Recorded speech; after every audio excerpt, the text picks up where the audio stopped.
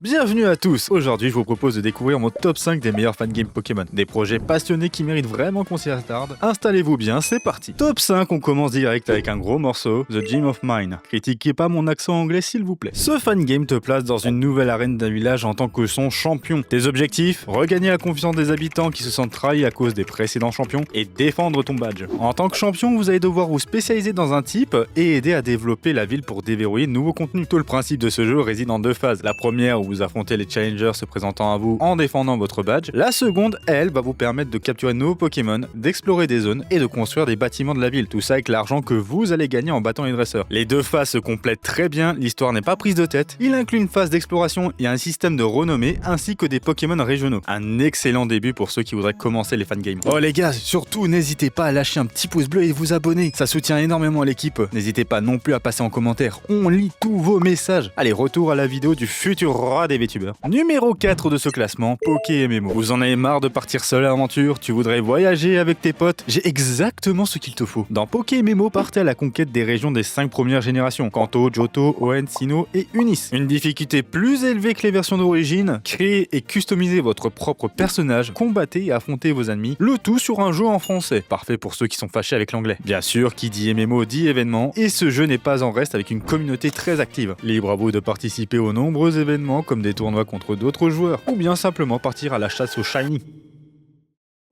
Pour ceux qui ne veulent pas télécharger de jeux sur l'ordinateur, pour ceux qui n'ont pas le temps de lire des dizaines de lignes de dialogue, et pour ceux qui ne veulent que des combats et de la stratégie, je vous ai compris.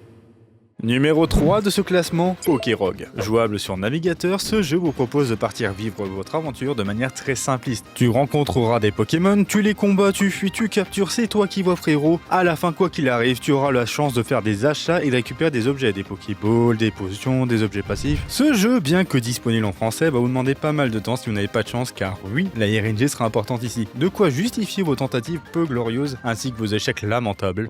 Numéro 2, Pokémon Reminiscenza. Le jeu qui m'a fait commencer, entre guillemets, ma chaîne. Dans ce fangame incarnait Anthony, un dresseur à la retraite accompagné de Lucius et Fionn, partis pour sauver le monde, et accessoirement parce que Lucius a promis d'exaucer n'importe quel vœu. Ce fangame est un subtil mélange de roguelike et de Pokémon. Ici, fini les heures de grind d'XP pour faire évoluer vos Pokémon. Alors je sais, ça fait bizarre de se dire qu'on a un RPG Pokémon sans système de niveau. Mais c'est justement là que réside l'une des forces de ce fangame. Au lieu d'apprendre des moves ou d'évoluer en montant de niveau, ici le nerf de la guerre ce sera les écailles-cœurs. Que ce soit pour changer la nature d'un Pokémon, apprendre de nouvelles capacités ou même évoluer, tout se fait avec des écailles-cœurs. Il n'y a pas d'objets à tenir non plus ici. Les objets tenus habituels comme les restes ou les bandeaux sont des objets avec des effets passifs dans votre inventaire. Par exemple, les plaques dragon vont booster toutes les attaques de type dragon de 5%. Très sincèrement, entre ses graphismes, son histoire, ses personnages, ses musiques ou même ses DLC inclus dans le jeu de base, c'est simplement l'un des meilleurs fangames auxquels j'ai eu la chance de jouer et c'est vraiment celui que je vous recommande le plus personnellement. Avant de vous révéler le numéro 1, voici quelques petites mentions honorables. Pokémon Emerald Remake. Un remake de Pokémon Emerald 2D HD encore en préparation, mais qui a l'air simplement magnifique. J'ai hâte de voir le rendu final quand il sera terminé. Pokémon Réunion. Incarner un raid revenant du monde argenté avec une équipe niveau 80